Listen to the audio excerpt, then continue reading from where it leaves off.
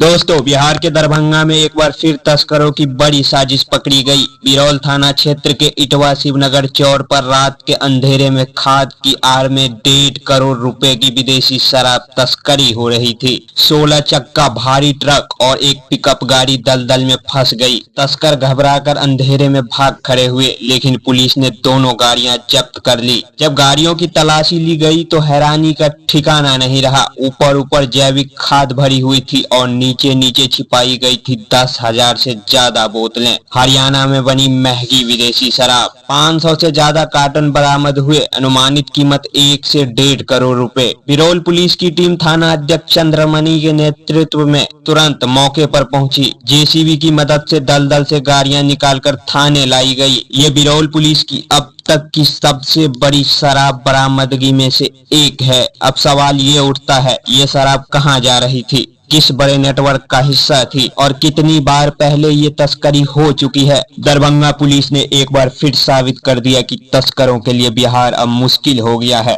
क्या लगता है आपको? कमेंट में जरूर बताएं।